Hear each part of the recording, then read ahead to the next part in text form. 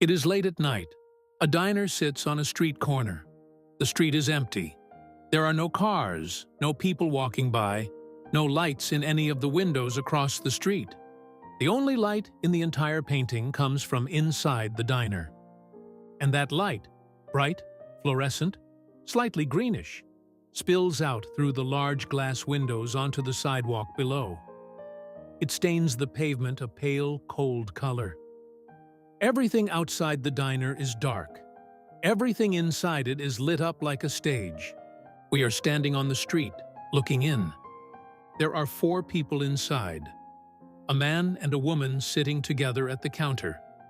A man sitting alone with his back to us. And a worker behind the counter in a white uniform. They are the only people awake in this part of the city. Or at least, they are the only ones we can see. Now, before we look at any of them closely, notice something about where we are standing. There is no door.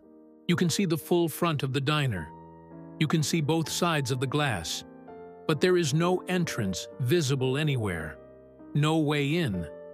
Hopper painted it out. He made a building you can look into but cannot enter.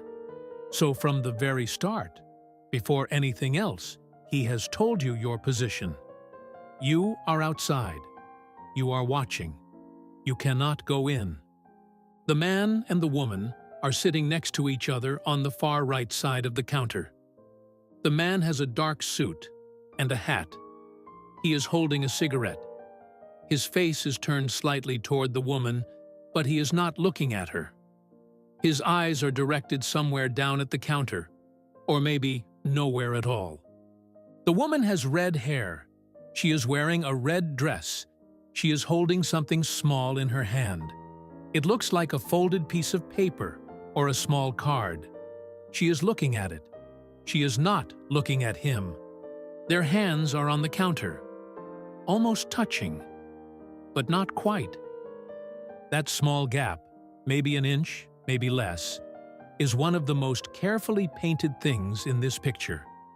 Hopper made 19 preparatory sketches for this painting. 19. And in all of them, he was working out exactly where everything would go. That gap between the hands was a choice.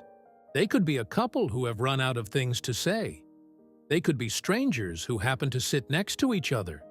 You don't know, and Hopper doesn't tell you. He just shows you the gap. Now look at the man on the left side of the counter. He is sitting alone. His back is to us. We cannot see his face at all. He is hunched slightly forward over a drink. He is wearing a dark suit and a hat, just like the other man. But where the couple has each other, even in silence, this man has nothing. He is just a back, a shape. Someone sitting in a bright room at whatever hour this is. Alone. Hopper modeled all 3 men on himself. He told his wife that. So this solitary figure with no face, that is the painter, sitting with his back to us, in a diner, in the middle of the night. The worker is in a white uniform. He is leaning slightly forward over the counter, doing something with his hands, maybe making a drink, maybe cleaning. His head is angled down, but look at his face. He is not looking at what his hands are doing. His eyes are directed somewhere else, slightly outward, slightly unfocused. Some people who have stood very close to this painting say his expression looks almost pained. Not sad exactly, just far away. Like someone who has been standing in this bright room for too many hours and has gone somewhere else in his head. He is the only one who is working. He is the only one who has to be there. Everyone else chose to come. He did not. Now, look at the whole thing again. 4 people in a lit room. Outside, a dark and empty city. And us, standing on the street, unable to go in. This painting was finished in January 1942. 6 weeks earlier, Japan had bombed Pearl Harbor. America had just entered the Second World War. In New York, the city was running blackout drills, turning off all the lights at night so enemy planes couldn't use the city's glow as a navigation point. The streets were dark and quiet, in a way they had never been before. Hopper said he didn't consciously paint any of that. He said the painting wasn't particularly about loneliness either. He said, and this is the exact quote, "Unconsciously, probably, I was painting the loneliness of a large city." Unconsciously. Probably. That is a very honest thing for a painter to say. He didn't fully know what he was doing. He just painted what he saw and what he felt, and this is what came out. What I keep coming back to is the light.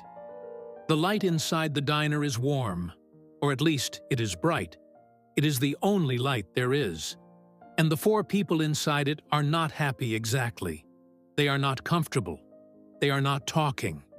But they are inside. They are in the light. And we are outside. That is the feeling this painting gives you. Not just that the people inside are lonely, but that you are on the street, and the diner is there, and you cannot get in, and you are not sure you would want to, and yet you keep standing there, looking through the glass, because the alternative is to turn around and walk into the dark. The painting is at the Art Institute of Chicago. It has been there since 1942, the same year it was made. Sold immediately after completion for $3,000. It has not moved since.